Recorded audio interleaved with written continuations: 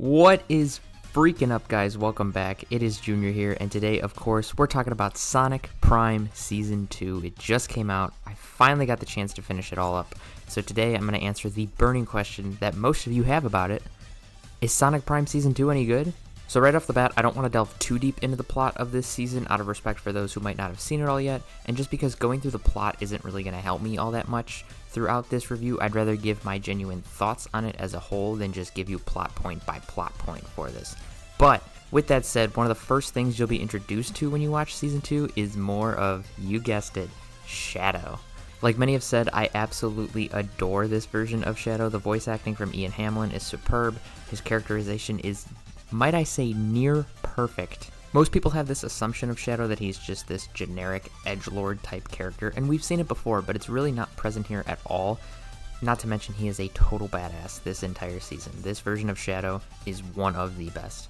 I know people wanted more Shadow after Season 1, and not only was their wish granted, but they went above and beyond to ensure that this character was going to be represented as accurately as possible. Speaking of characters, the newcomer to this season, Chaos Sonic, is also a really great addition. I know this character has been really polarizing ever since we first saw him, but please, I'm begging you, if you have not seen this season of Sonic Prime yet, please give him a chance when you do watch it. I love the design, and even when we thought this was straight up Metal Sonic, it's still such a really unique design that it works, especially in this world of Sonic Prime.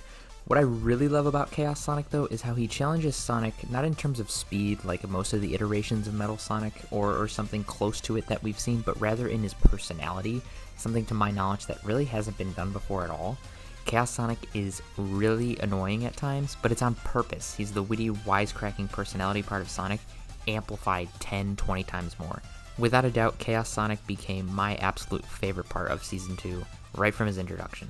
I know some people have mentioned specifically Sonic's characterization in this show as well, and while I don't necessarily have a huge problem with it, there are a couple of things that have me scratching my head in terms of his character.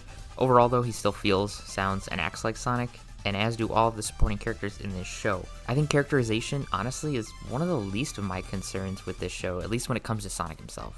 The animation has always looked smooth for Prime, but with bigger set pieces, more action, and higher stakes, the animation in this show has never looked better. If nothing else, these characters and the worlds around them are so pleasing to look at, and just plain gorgeous, man.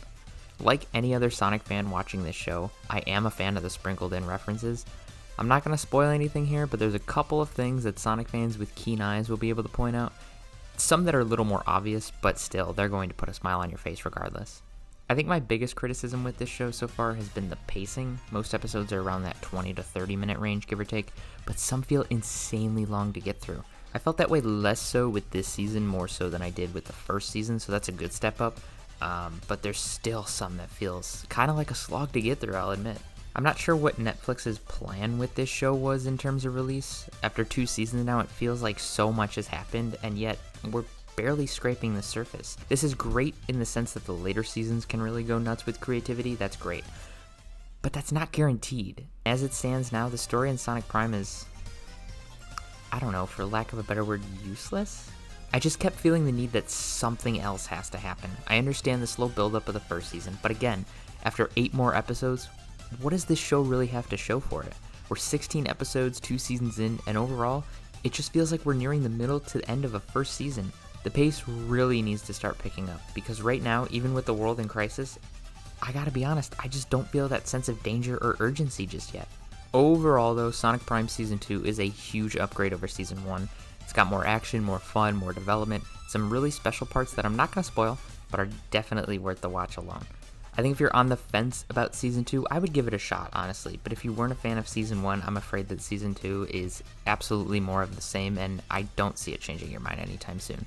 In terms of Sonic TV shows and film, it's definitely up there, but like I said, it's going to need to start picking up the pace if it wants to continue, because I really do think it has the potential to be one of the best pieces of Sonic media we've ever gotten, but right now, it's just not there yet. There's something missing.